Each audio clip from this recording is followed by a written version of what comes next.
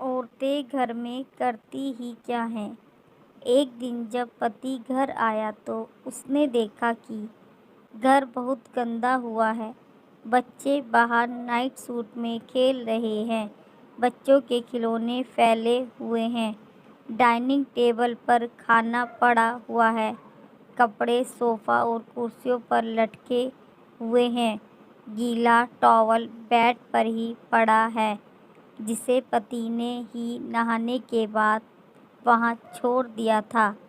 अखबार भी सोफ़े पर यूं ही फैला हुआ था। बच्चों ने जो खाना खाया था वह भी ऐसे ही पड़ा हुआ था।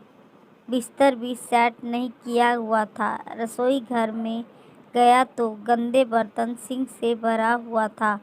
खाना भी तैयार नहीं था। कुर्सियाँ भी सेट नहीं और बाथरूम तो बहुत ही गंदा था। यह सब देखकर पति घबरा गया। उसे लगा कि शायद पत्नी बहुत बीमार।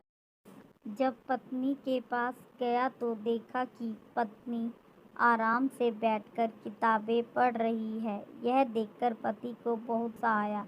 पति गुस्से में चिल्लाया, यह इतना गंदा पड़ा है, तुम यहाँ आराम से बैठी किताब पढ़ रही हो। पति को देखकर पत्नी मुस्कुराई और कहने लगी, आ गए आप, कैसा रहा आज का दिन। पति का गुस्सा और बढ़ गया। कहने लगा, मेरी छोड़ो, यह बताओ यह घर का हाल क्या बना रखा है। मैं करती क्या हूँ जो इतनी थक जाती हूँ।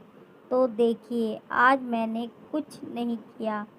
अक्सर पतियों को यही प्रश्न होता है, आखिर तुम घर में करती क्या हो सारा दिन जो इतनी थक जाती हो। तो देखिए, आज मैंने कुछ नहीं किया। अक्सर पतियों को यही प्रश्न होता है कि घर में करती क्या हो, सारा दिन इतनी थक जाती है। अगर एक दिन पत्नी घर का काम-काज छोड़कर आराम करने लग जाएं तो आप घर में कदम भी नहीं रख पाओगे। आप अगर घर के बाहर जाकर काम करते हो तो घर में भी पत्नियों को कुछ काम नहीं होते। आप तो अपने काम का वेतन लेते हो, लेकिन पत्नियां तो अपने घर का काम वेतन भी नहीं लेती।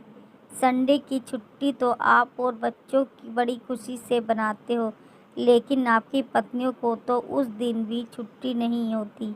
फिर भी पता नहीं क्यों पतियों के मन में यह प्रश्न आता है, आखिर घर में करती क्या है सारा दिन। इसलिए पत्नियों के कामों की भी इज्जत करें और पत्नियों को भी आदर और सम्मान दें।